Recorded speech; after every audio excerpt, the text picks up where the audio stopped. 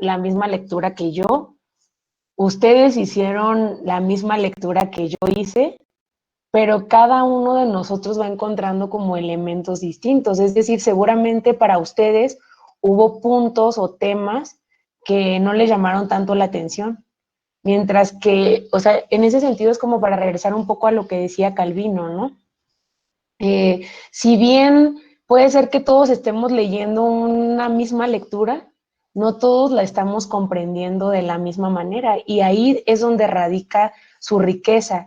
Y entonces la riqueza de estos ejercicios que nosotros estamos haciendo, que yo sé que es muy pesado a veces estar como tanto tiempo sentados enfrente de la computadora, pero pues el objetivo es que ustedes puedan hacer esta lectura general que se ve enriquecida con las apuntes o observaciones de los expositores y que además puedan complementarla con la discusión que se da en la clase y con algunos elementos que tal vez yo pueda aportarles.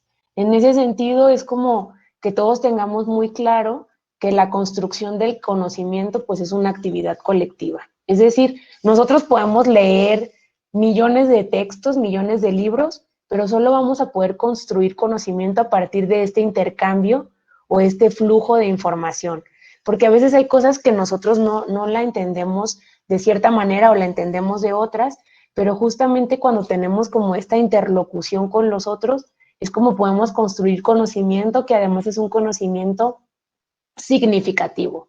O sea, ustedes se va a terminar su clase de estructuralismo y van a seguir estudiando pues la carrera de etnología. Sin embargo, muchos de los conceptos que hoy van a ver, que están revisando, van a aparecer después en sus investigaciones, en sus intereses en particular. Seguramente algunos van a querer hacer una tesis sobre utilizando elementos del estructuralismo, y entonces en ese sentido, pues todos estos elementos nos van a funcionar para que ustedes para que puedan construir este conocimiento antropológico.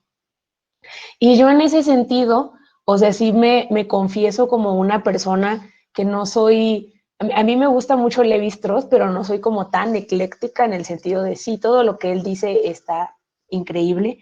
Más bien, hay un filósofo, no sé si ustedes lo conocen, que se llama, se me acaba de ir el nombre, Paul Feyerabend. Y Paul Feyerabend lo que hace es decir que la ciencia o la construcción de la ciencia es una actividad anárquica. Y él dice, para poder entender los problemas, todo vale. Y cuando dice todo vale, dice, nosotros tenemos que echar mano, pues, de las diferentes disciplinas y corrientes teóricas de pensamiento.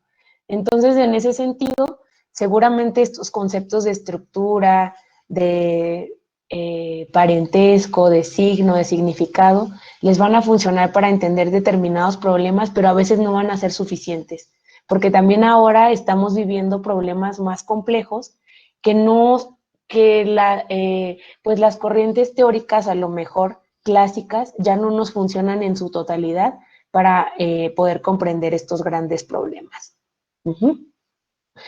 Entonces, ahora, hasta donde vamos, alguna de ustedes tiene un comentario, pregunta, observación. Yo tengo una pregunta para ti, y es, ¿qué piensas sobre el paradigma que hay en esta lectura, en la de antropólogo y filósofo? María Fernanda, específicamente, ¿a qué te refieres? Sí, o sea, ¿cómo es que se ve el cambio de paradigma desde el punto de vista de Edmund, criticando algunas obras de ¿Levi-Strauss? de Levi Strauss, y también señalando la similitud que tiene con Emil Durkheim, algo así. Este, sí, no sé cómo podrías explicar esa parte del paradigma. Ok, pues digamos que el estructuralismo como un paradigma que intenta comprender como de forma general y universal los problemas o los hechos sociales, más bien yo pienso que es o sea, los grandes paradigmas no son sistemas de pensamiento que estén basados en una sola fuente, sino que se construyen a partir de distintas fuentes, de distintos paradigmas. Justamente creo que es como lo que estamos viendo, ¿no? Como la influencia de grandes paradigmas como el marxismo, el psicoanálisis, el darwinismo social, los evolucionistas, el pensamiento de la sociología de la cultura, de la lingüística también, cómo lo incorpora Lévi-Strauss a su pensamiento. En este momento particular, como nosotros no hemos leído específicamente un caso puntual de Lévi-Strauss, lo que estamos haciendo es como hacer una revisión general de todas las aportaciones que estamos encontrando de los distintos autores. ¿Por qué? Porque el objetivo es que cuando ustedes empiecen a leer, por ejemplo, Tristes Trópicos, puedan decir, claro, aquí están las ideas de Durkheim súper claras, ¿no? O aquí está la idea de los signos, símbolos y significados de Saussure, cuando él explica el tema del mito. Entonces, un poco en ese aspecto, lo que yo pienso es que este gran paradigma, el gran paradigma del estructuralismo, es un paradigma que nos ha ayudado a comprender los fenómenos sociales, no obstante, ha tenido que transformarse. En ese sentido es que ahora, pues las corrientes mucho más famosas tienen que ver con el postestructuralismo, donde están pensadores como Lacan, como Deleuze, como Derrida, que son pensadores que yo les señalaba la clase pasada. Estoy segura que muchos de ustedes van a empezar a interesarse en ellos. También está Foucault, que son pensadores que regresan de nuevo al individuo y que proponen formas de entender problemas complejos, pero con problemas mucho más contemporáneos, ¿no? Porque si bien el tema, por ejemplo, el sistema de parentesco, los sistemas de parentesco, como Lévi-Strauss nos los está explicando, pues seguramente ya esos modelos ya son modelos que no están funcionando, ni siquiera en esas sociedades donde fueron estudiados. Entonces, ahora, para entender los nuevos modelos de parentesco, sí necesitamos recurrir a las terminologías, a los conceptos de Lévi-Strauss, no obstante, no son suficientes. Por eso tenemos que incorporar como estas nuevas formas de pensamiento y ahí las corrientes postestructuralistas pues nos sirven mucho para comprender estos elementos. Digamos, particularmente a mí, de estos postestructuralistas, pues me gusta mucho Foucault. Creo que es como de los pensadores que me parecen como más complejos, sobre todo para entender el tema del poder, porque además yo me dedico a hacer cosas de antropología política. Entonces, justo la forma en que Foucault entiende el poder es una de las formas que nos permite entender como problemas políticos, digamos, más bien como del poder, actuales, pero están basados en la propuesta de Lévi-Strauss.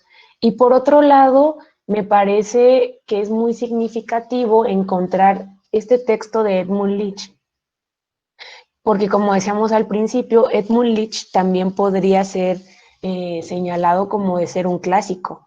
Y entonces Edmund Leach, desde sus propias formas de comprender los fenómenos sociales, está dándonos una mirada muy crítica de Lévi-Strauss. Y entonces, a partir de esta mirada súper crítica, ustedes ahora van a empezar a leer los textos que vamos a leer de Lévi-Strauss. Y entonces van a poder tener, o sea, como las alertas, como más, digamos, las alertas van a estar encendidas y van a poder decir, aquí esto, pues esto es una generalización, aquí Lévi-Strauss está idealizando este tipo de sociedad, aquí Lévi-Strauss está creando una conjetura que más bien responde a una explicación propia e individual, porque yo no sé si ustedes se acuerdan que también Edmund Leach lo que señala en el texto, perdón, es que una de las cosas que a él más le gustan del pensamiento o de la contribución a la obra de Lévi-Strauss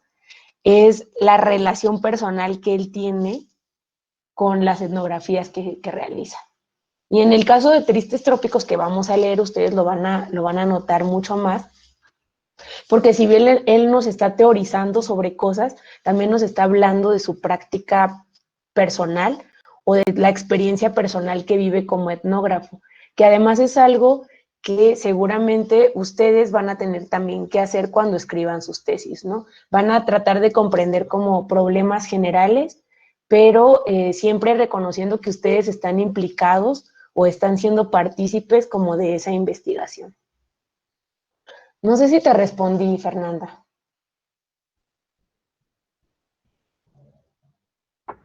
Sí, demasiado, demasiado bien.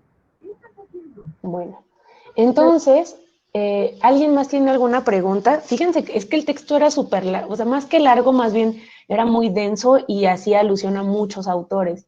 Y entonces yo lo que quise un poco es como regresar como de forma muy general a estos autores para que todos tengamos, como les dije hace rato, como muy claro por qué recurre a estos autores y que cuando leamos los nuevos textos, bueno, más bien los textos viejos de Lévi-Strauss que vamos a leer por primera vez o que muchos ya leyeron, ustedes puedan identificar esos elementos. Entonces, si se fijan, de estas preguntas que nos hacía Isabel, ¿de dónde viene el estructuralismo? Pues yo creo que ya más o menos ustedes tienen algunas pistas, ¿no? Si yo les preguntara de dónde viene el estructuralismo o cuál es la genealogía del estructuralismo, ¿cuáles corrientes de pensamiento creen ustedes que estarían implicadas? Yo recuerdo que es la lingüística, ¿no? O sea, Ok, muy bien. parte de ahí con, ¿cómo era el nombre? Saussure, creo es. Saussure. Ajá, sí, que Levi Sí. Strauss lo vuelve a retomar un poco, ¿no? Justo para explicar, es que no recuerdo muy bien, para lo de los mitos y cosas, algo así recuerdo, no estoy segura. Sí, sí, muy bien. ¿Qué otra corriente de pensamiento? Con algunas ideas malinowskianas también, Muy bien. como lo hablaba hace rato del Kula, también del Potlatch, incluso también mencionaba a Marcel Mauss, hace rato lo mencionaba también. No sé, ¿no? Son por poner ejemplos, incluso pues también algunas ideas durkheimianas, ¿no? También en esta cuestión del funcionalismo que también nos deriva a pensar y concretar ideas estructuralistas, ¿no? Así es. ¿Alguien más? Sí, yo. Se podría decir que también está relacionada con el positivismo, según lo que el autor menciona, ¿no? Precisamente Sí. porque busca esta generalización de conceptos como, como científicos, vaya, generales, universales. Así es. ¿Alguna otra? Puede ser también el particularismo histórico. ¿El qué? Particularismo histórico. El particularismo histórico. Sí, podría ser también. Sí, sobre todo en el evolucionismo, ¿no?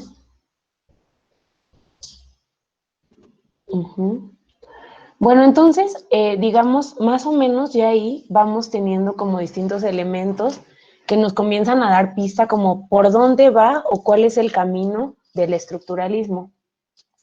Entonces ya, una vez que terminemos, en esas preguntas que colocó Isabel en la sesión de la clase, me gustaría como que entre todos pudiéramos aportar ahí y construir las respuestas también para que ustedes ya lo tengan como muy claro y que también estas ideas les sirvan para la construcción de sus reportes de lectura, porque acuérdense que tienen que hacer un reporte de lectura de cada unidad.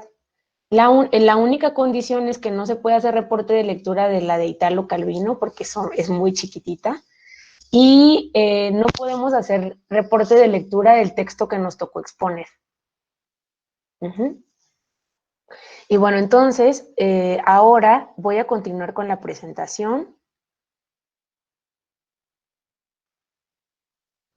y me dicen si ya la pueden ver.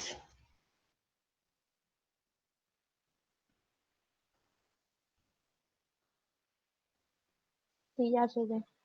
¿Ya? Ok, perfecto. Ya. Muy bien. Ya. Bueno, pues entonces, un poco regresando al tema de estas propuestas de Lévi-Strauss, sí, es muy importante lo que mencionaba, creo que era Isaac, del positivismo, porque efectivamente está como esta idea insistente o presente de que también nuestras ciencias tienen que ser científicas, ¿no? Bueno, tienen que ser ciencias para empezar. Y ustedes sabrán, pues que hay como profundos debates que todavía se siguen cuestionando si la antropología o la etnología son una ciencia. Y entonces incluso en algunos lugares dicen, ¿es una ciencia social o es una humanidad o qué es la antropología, ¿no? Pero lo cierto es que históricamente ha habido una preocupación muy importante por antropólogas y antropólogos de consolidar a nuestra disciplina como una ciencia.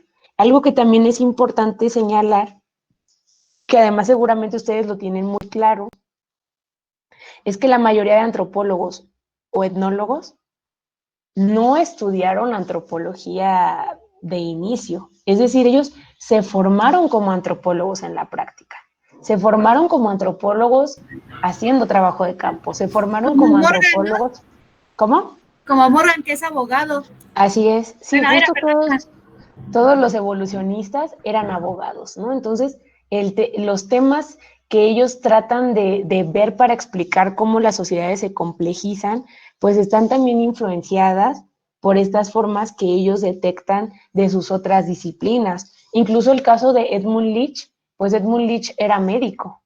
Y entonces, a partir de eso, él empieza a generar todo un modelo de conocimiento, ¿no? Entonces, ahora, así es como llegamos al tema del modelo. Y pues el tema del modelo particularmente se encuentra mucho más desarrollado en este texto de las estructuras elementales del parentesco, que además, yo no sé si alguien ya ha tenido oportunidad de leer las estructuras elementales del parentesco. ¿No? Sí, alguna vez, pero de forma, pues no muy ¿Superficial? completa. Así. Ok. Bueno, en esa ocasión que lo pudiste leer, no sé si te diste cuenta o no. O sea, el tema del parentesco, yo siempre lo pienso así, el tema del parentesco es como la estadística para los antropólogos, ¿no? Porque se necesitan matemáticas, se necesita tener un pensamiento muy estructurado para poder comprender las formas en que se dan las estructuras de parentesco. Y entonces, en ese aspecto, Edmund Leach lo que dice es que esta obra, Las estructuras elementales del parentesco, es una obra de antropología técnica. Y entonces, ¿por qué? ¿Por qué es técnica? Porque nos da modelos generales que nos explican las formas o las reglas en que funciona el matrimonio en determinadas sociedades, ¿no?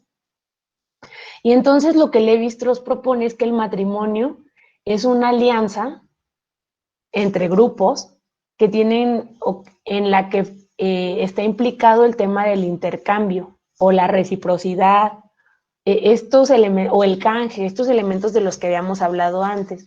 Pero también aquí habla del intercambio contractual entre dos grupos. Y si ustedes se acuerdan, el tema del contrato también es un elemento es un elemento central en las teorías evolucionistas. Es decir, para los evolucionistas, el tema del contrato, la instauración de contratos también hablan de este paso evolutivo de las sociedades.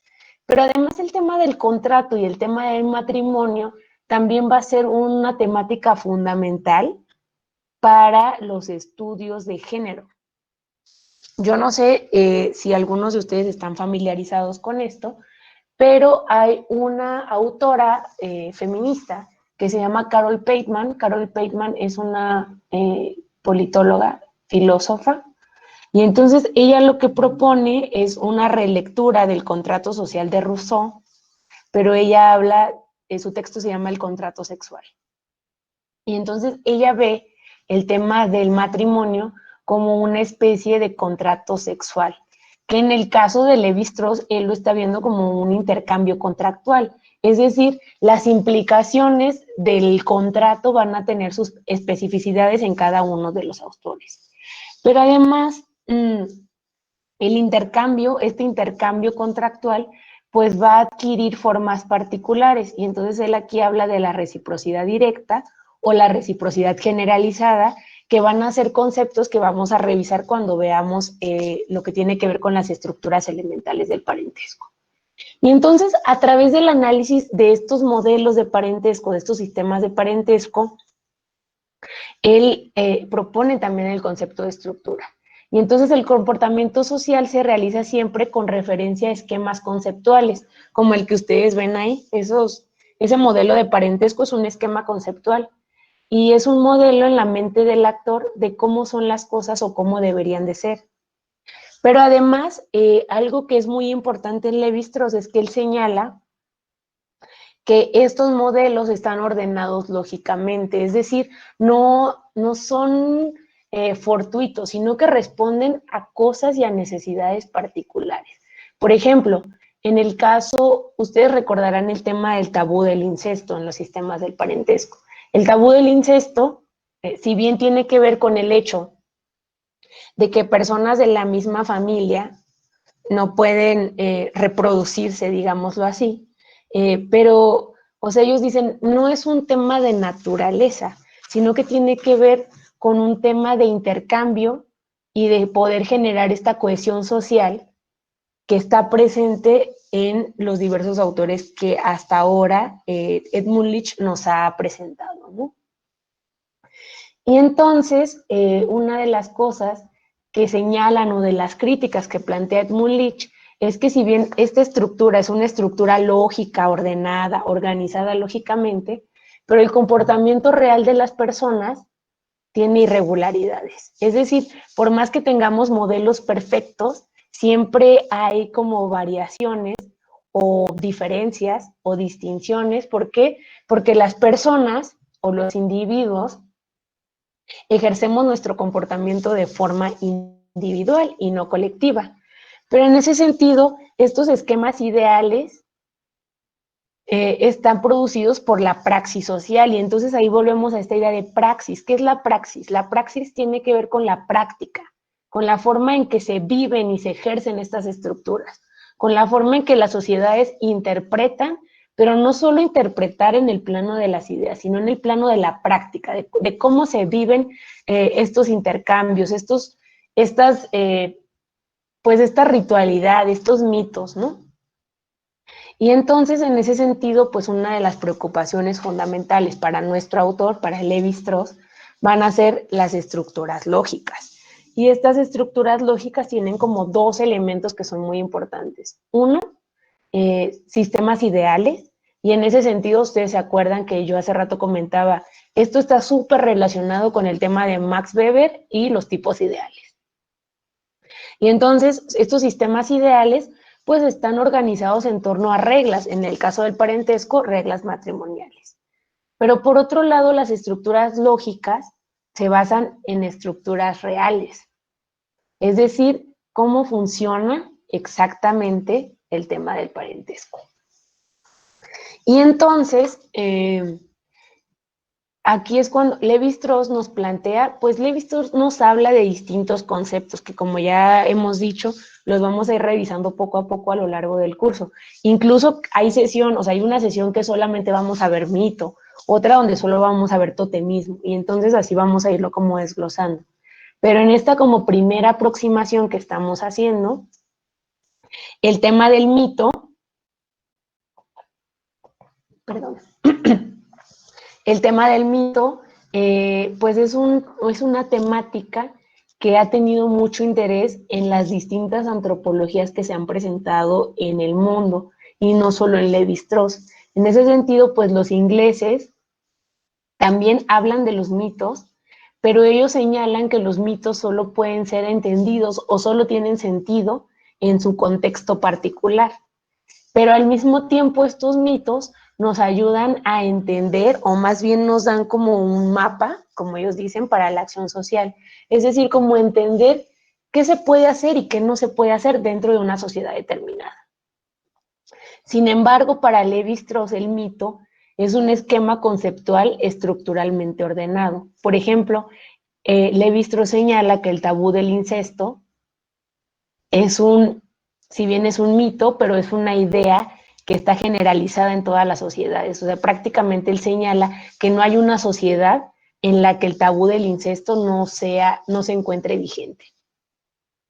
Entonces, lo que Lévi-Strauss propone es que tenemos que hablar de los mitos en sí mismos más que del contexto. Él dice, los mitos nos dicen cosas, porque los mitos están produciendo significados, más allá del contexto en el que se desarrollan. Y esta significación emerge en un estudio de contrastes, es decir, viendo cómo este mito, cómo hace sentido en este lugar, pero también cómo hace sentido en este otro, cómo es interpretado y cuáles son las diferencias que los unen. Y entonces lo que él propone es que es importante interpretar los mitos relacionados, porque esos mitos que se relacionan en diferentes culturas nos pueden arrojar elementos que nos puedan ayudar a comprender un problema social, por ejemplo, ¿no? Por ejemplo, o sea, voy a hacer un ejemplo como muy burdo y no acabado, después lo podemos ir platicando. O sea, como el mito, como esta idea que se tiene de la Llorona, ¿no? Digamos, la Llorona es algo como muy mexicano, pero entonces Lévi-Strauss tal vez se podría preguntar, ¿por qué en otros países y en otros contextos existe esta figura de una mujer que sale en las noches, ¿no? Y entonces, si nosotros empezamos a preguntarnos eso, tal vez esa idea estaría o podría ayudarnos a dar respuesta a un problema más generalizado que se está viviendo. Entonces, la significación del mito pues está radicada en la relación de las historias, es decir, cómo todas las historias que nos cuentan, que se cuentan, nos ayudan a edificar mitos. Pero además de eso, estos mitos, cómo llegan a tener un significado. Y entonces, como les decía, el tema del mito, pues también está, no es que esté asociado, pero más bien es como otra de las ideas principales de Lévi-Strauss, es el tema del totemismo. Y el tema del totemismo, que también no es exclusivo de Lévi-Strauss, sino que lo encontramos en otras antropologías, sobre todo en la antropología norteamericana, porque como ustedes sabrán, los pueblos nativos americanos eran una sociedad estructurada y basada en el tema del tótem. O sea, los tótems como herramientas o elementos para la estratificación social o para la división social. Entonces, Lévi-Strauss plantea que el mundo de la naturaleza existe más allá de los procesos de la biología y que el orden de la naturaleza va más allá de nuestra propia conciencia. Y entonces, justamente lo que opera ahí son las estructuras y operaciones cerebrales, que son las que, esto que Lévi-Strauss se pregunta, ¿no? De cómo funciona la mente humana. Y entonces, para responder un poco cómo funciona la mente humana, los elementos básicos que él encuentra son las categorías verbales y la idea del pensamiento salvaje. Y entonces, en ese sentido, el tema del totemismo, pues es como fundamental para la producción de Lévi-Strauss, y él reconoce que el significado no siempre se ajusta a lo que dicen los diccionarios o a lo que se dice de ellos, sino que emerge de una situación social y de la posición que ésta juega en determinados contextos. Y entonces, cada cultura, por diferente que ésta sea, tiene formas concretas de organizar y de almacenar el conocimiento. Y estas formas concretas o formas de almacenar el conocimiento van a estar influidas en la forma en que nosotros lo percibimos. Y entonces, uno de los planteamientos que ustedes tienen que acordarse siempre de Lévi-Strauss es que para él todos los objetos están ordenados y clasificados. Incluso ustedes van a poder ver en algunas de las lecturas que él hace sus relatos, teoriza, etcétera. No obstante, hay como una parte muy importante donde él hace listas clasificatorias y ordenadas de cómo una determinada sociedad entiende el mundo. Entonces, el sistema totémico está basado en esta idea, en la clasificación y ordenamiento de cosas, y no solo de cosas, sino de todo el mundo en general. Entonces,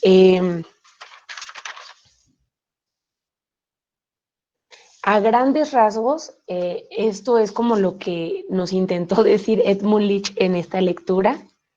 Y algo que es importante que nosotros lo tengamos como muy presente es que la antropología para Lévi-Strauss es una disciplina científica que nos va a poder permitir entender la complejidad de la mente humana, de la psique humana. Mientras que las antropologías británicas se dedican a entender cómo funcionan de forma particular algunas culturas. Entonces, me gustaría que me comentaran ahora sí qué opinan o qué les parece, bueno, más que qué les pareció, como que podamos hacer una pequeña discusión sobre esta lectura que en términos generales, pues es muy compleja, ¿no?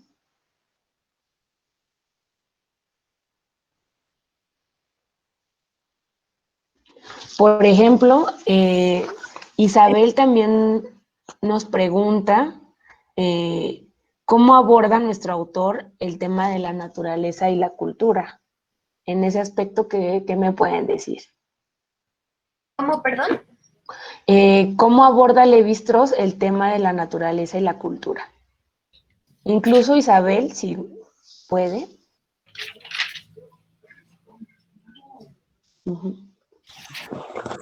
Sí, profa.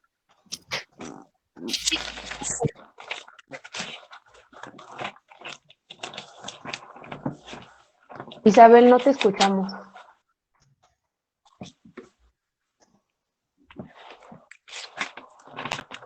No.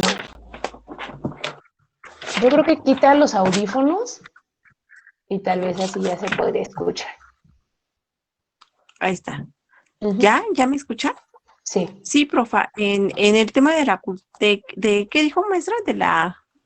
De cómo entiende el autor la diferencia entre naturaleza y cultura.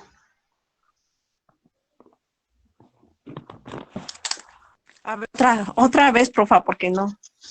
La pregunta que tú nos hiciste a nosotros. La de la naturaleza. ¿Cómo él aborda la naturaleza? Sí. Bueno, él está abordando la manera de un pensamiento, de la manera, cómo nosotros somos empáticos con el otro, cómo hablamos, cómo nos vamos construyendo, ¿no? Que si hay por decir, ahí marca una parte de un perro, ¿no? Que el perro, obviamente tiene 4 patas, que el perro, pues es un animal, pero la construcción que nosotros le damos, a darle un nombre, ¿no? Ahí maneja un poquito más ahí también parte de la lengua, ¿no? De Saussure, como usted dice. Ahí él dice que el perro, pues sigue siendo perro, pero nosotros le damos el significado a lo natural, a las formas, a lo que, al ambiente para interactuar con el otro. Así es. Pues justamente ahorita pensaba, como en este ejemplo que tú pones del perro, el tema de, es que no me acuerdo cuál es el texto. Bueno, si alguien se acuerda. Bueno, eso viene en el texto, profa. Esto del perro, él pone ese ejemplo ahí del perro.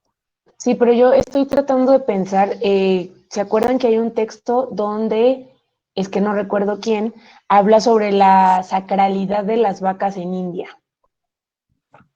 Y entonces él lo que plantea es que en ese contexto las vacas son sagradas, pero no, es el de Marvin Harris, ¿no? Ajá, sí, Marvin Harris, exactamente. Gracias, Héctor. No podía recordarlo. Pero entonces justamente una vaca es una vaca, pero es una vaca en el contexto en el que se desarrolla, en el que se entiende, porque efectivamente el lenguaje, y no solo el lenguaje, sino también las prácticas, van produciendo las formas en que nosotros podamos o podemos entender todo este entramado de significados, símbolos, mitos, totemismo, y que creo que también hay algo que es muy importante en Lévi-Strauss, tiene que ver un poco con la idea de, pues, los mitos también están muy asociados al tema de la magia y de la religión, ¿no? Son como algo que vamos a estar viendo como muy latente y presente, pero que además, desde mi punto de vista, lo vamos a comprender mucho mejor cuando lleguemos al tema de la eficacia simbólica. Y entonces, también, incluso si nosotros pensamos toda esta corriente de Lévi-Strauss, pues también va a ser muy importante para la antropología simbólica que después otros autores van a desarrollar, y que también nos van a dar elementos para poder comprender los fenómenos a los que nos estamos enfrentando. ¿Alguien más tiene algún comentario? Sí, yo, Axa, ¿sí me escuchan bien? Sí. Pues más que nada siento que tratar de entender no es como el complemento, sino no intentar de comprender. Más bien, no es, se me fue la idea.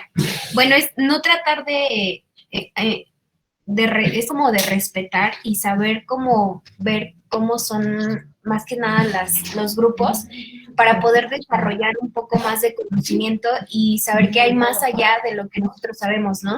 Entonces, siento que Lévi también da como ese énfasis más estructural exactamente de cómo entrar más a fondo en los diferentes grupos sociales que tenemos como, pues que nos rodean, ¿no? Más estructurado, exactamente, yo creo que por eso es como, se podría llamar como el padre del estructuralismo, porque sí nos da como varios ejemplos de varios libros y también, pues, en muchos ejemplos, o sea, también tiene que ver lo de la simbología, las particularidades de cada una de las sociedades, ¿no? O sea, de cómo no evoluciona, sino... ay, es que ¿cómo le podríamos llamar? ¿Cómo se transforma? Exactamente, sí, cómo se transforman o cómo quedan, se adaptan, ¿no?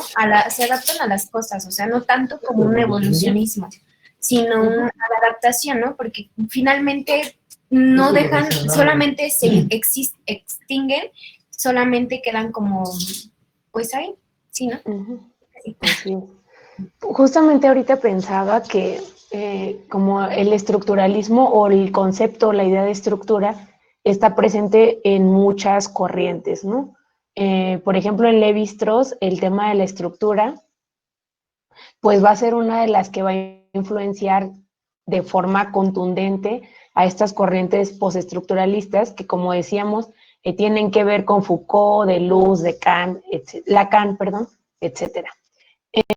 Y por otro lado, el estructural funcionalismo, la idea de estructura que propone Radcliffe Brown, es una corriente que influye de forma muy fuerte, digamos, la sociología que es promovida por Talcott Parsons. Entonces, en ese sentido, justo las ideas de estructura de cada uno de nuestros autores, pues también la forma en que las entendemos tiene que ver con la forma de los problemas que queremos entender, ¿no? Y en ese sentido, pues sí, es como muy importante que nosotros también vayamos teniendo como mucha claridad de qué habla Lévi-Strauss cuando nos habla de estructura versus de qué habla Radcliffe Brown cuando nos propone el concepto de estructura. Que en el caso de Lévi-Strauss tiene que ver más con la red de relaciones, justo ahí es donde él ve la estructura, pero en Lévi-Strauss, justamente en este curso lo que vamos a hacer es descubrir hacia dónde o cómo se constituye esta percepción del concepto de estructura. Más que percepción, cómo él construye el concepto de estructura. ¿Sí? ¿Alguien más? Y sí también tiene que ver mucho con lo que estábamos leyendo, lo de los clásicos, porque obviamente ya lleva una etapa, ¿no? O sea, siempre lleva como de Durkheim, llega, o sea, siempre como que le dan una intención o le siguen a lo que ya anteriormente un clásico o los que demás, pues ya le dan un seguimiento para que pueda ser como un complemento de más al conocimiento que ya se tiene. Así es. Sí, justamente, no sé si ustedes bueno, si un día se echan un clavado a las tesis de filosofía, es muy notorio, característico, que ellos siempre hacen como relecturas o lecturas, digamos, de filósofos clásicos, ¿no? Como la idea de, no sé, la idea de falsación en Karl Popper. Y siempre es como intentar leer como a los filósofos y darles como ese giro de tuerca con nuevos elementos. Y entonces un poco lo que nosotros vamos a hacer ahora es como, vamos a leer a Lévi-Strauss porque es un clásico, porque tenemos que conocerlo, porque además nos va a dar elementos y pautas que nos van a ayudar a estructurar nuestro pensamiento antropológico, pero también lo vamos a leer para saber si nos sirve o no nos sirve en qué cosas, ¿no? Porque no siempre estos clásicos nos sirven para entender todas las realidades. Digamos que en ese sentido yo creo que Italo Calvino es como muy, pues le da como un peso a veces demasiado grande a los clásicos porque él nos dice, nos ayudan a entender el universo en sí mismo. No sé si particularmente Lévi-Strauss nos vaya a ayudar a hacer eso, pero yo creo que sí nos va a dar herramientas para poder comprender de forma general. ¿Alguien más tiene alguna pregunta o comentario? Para la siguiente sesión, déjenme veo. Entonces, como les digo, en la parte del trabajo de clase, me gustaría que abajo de las preguntas que colocó la compañera, pues que todos podamos como hacer como una pequeña aportación sobre esta lectura y sobre las preguntas generales. El tema de la siguiente sesión es de ciertas formas primitivas de clasificación, contribución al estudio de las representaciones colectivas, que es un texto de Durkheim y de Marcel Mauss. Entonces, ya igual está en la plataforma cargado para que ustedes lo puedan leer. Lo que no estoy segura es si hay alguien que se anotó para exponerlo. Déjenme reviso. Profe, sí quería mencionarle, yo había escogido la lectura de la quinta sesión, pero creo que ya la habían escogido, entonces no sé si se guardó cuando la escogí o si escojo otra, porque ya no me encuentro. A ver, sí. Permíteme, lo abro. Nada más que se tarda un poquito. Y recuerden que en la sesión cuarta tienen que entregar el primer reporte. Es decir, esto es la 2, nos queda una sesión más y en la siguiente entregan su primer reporte de lectura. Profesora, yo me anoté para la exposición de la siguiente clase. Alfonso, ¿verdad? Sí. Ok, a ver, espérame. Alfonso, sí, ya vi. Muy bien, entonces Alfonso va a exponer en la siguiente clase. Igual ya saben, el día miércoles, pues hay que subir como esas preguntas generales de nuestro texto, porque además son preguntas en las que todos vamos, o sea, el objetivo es que esto se convierta como en una especie de foro de discusión, ¿no? Yo sé que no es el Facebook, pero vamos a tratar de que sea un pequeño foro de discusión. ¿Cuál lectura me decías, Axa? La quinta, bueno, de la quinta sesión, es que también es... En la quinta sesión está anotado Moisés. Ajá, y yo la había escogido, pero no sé si se guardó o si hay para otro espacio, no importa, o sea, escojo otra. Mira, a mí me parece que tú estás anotada en la sesión 13, que se llama Elogio de la Antropología. Si quieres, revísalo, chécalo, si te interesa esa. Si no, me mandas un correo y te cambiamos por alguna que esté libre. No, está bien, si se guardó en esa, pues ya. Ah, bueno, muy bien. Y las personas que se acaban de incorporar al curso, les pediría que entren a revisar cuáles son las lecturas disponibles. Según yo, todavía hay lecturas disponibles y cualquier cosa, de todas maneras, pues me pueden escribir al correo. Y lo que sí les pediría es que los que no tienen correo institucional todavía, que lo pidan, porque justamente todo lo de la plataforma está alojado en ese otro correo, porque yo en el mío ya no tenía espacio. Sin embargo, pues como para la sesión de Meet, si alguien llegara a tener problemas igual, pues nos conectamos todos en la otra y nos cambiamos, pero es mucho más complejo. Entonces yo les pediría que soliciten su correo institucional para que ya no tengamos problemas y que puedan participar en el foro, descargar las lecturas, revisarlas y poderse sumar a las sesiones de Meet sin ningún problema. ¿Ok? Sí, profesora. Ok. Muy bien. ¿Alguien tiene alguna pregunta más?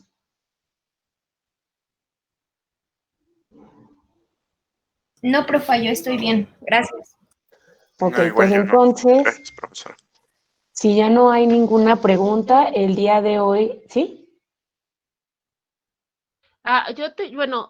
Yo escogí la lectura de Marcel Mauss, la del mito.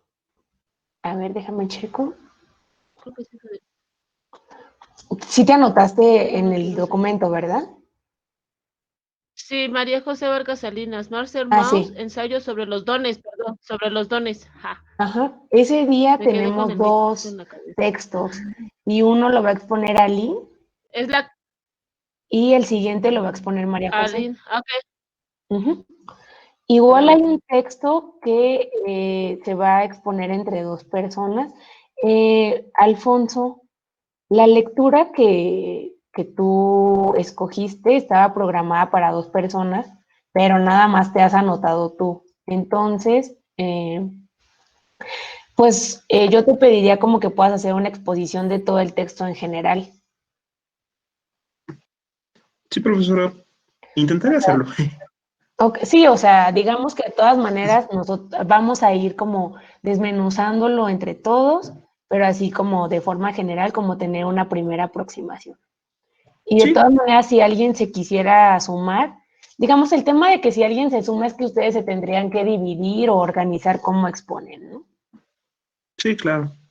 Ok, Pero sí, perfecto, de todos modos está bien. muy bien. Muy bien, pues entonces, pues disfruten su fin de semana, empiecen a leer la lectura que van a seleccionar para su reporte, participen en el foro y cualquier cosa, pues yo estoy como pendiente ahí en el correo, todos los días lo reviso, así que pueden mandármelo. Si alguien, o sea, los reportes de lectura se mandan en la cuarta sesión, pero si alguien ya lo hizo y lo quiere ir mandando, también puede hacerlo. ¿Ok? Muy bien, pues entonces Sí, gracias. les deseo que tengan un súper fin de semana, descansen, lean mucho o hagan lo que puedan porque pues se tienen que quedar en su casa. Así que disfrútenlo en la medida de lo posible. Cuídense mucho.